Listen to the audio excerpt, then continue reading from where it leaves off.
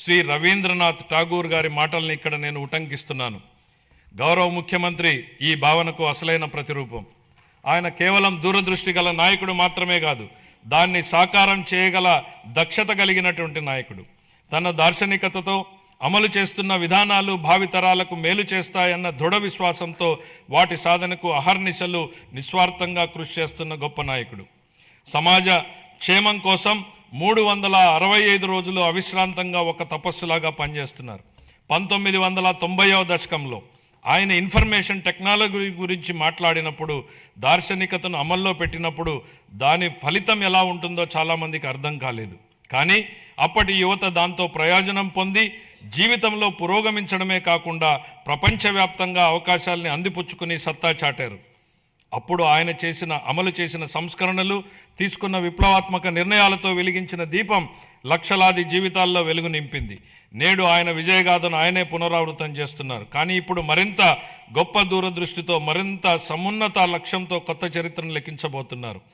భవిష్యత్తును అంచనా వేసేందుకు ఉత్తమ మార్గం దాన్ని సృష్టించడమే అన్న సూక్తిని బలంగా నమ్మే వ్యక్తి ముఖ్యమంత్రి గారు. Deep tech, AI, quantum computing వంటి ఆధునిక టెక్నాలజీలు, ప్రతి కుటుంబం నుంచి ఒక ఎంటర్ప్రెన్యూర్ వంటి విధానాలు కేంద్రంగా ఆయన ఇప్పుడు రాష్ట్రాన్ని సరికొత్త శకంలోకి నడిపిస్తున్నారు. ఆయన మార్గదర్శకత్వంలో ఏపీ వెల్త్ ఫండ్ను ప్రారంభించబోతున్నాం.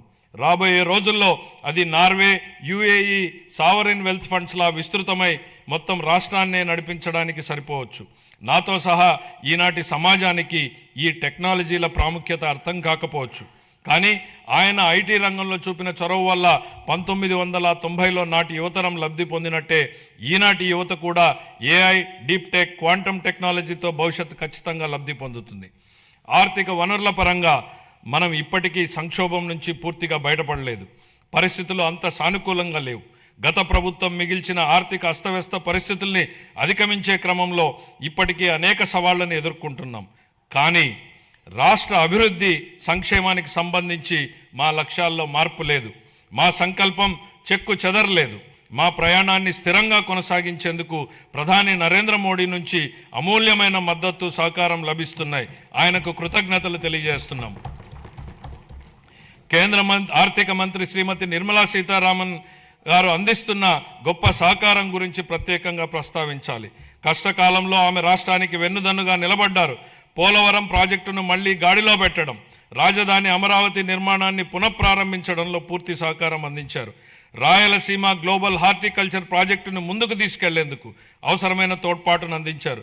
గత ప్రభుత్వం ఎడాపెడా చేసిన అప్పుల భారాన్ని తగ్గించేందుకు, రుణాల పునర్వ్యవస్థీకరణకు అమూల్యమైన సహకారం అందించారు. ఆమెకు హృదయపూర్వక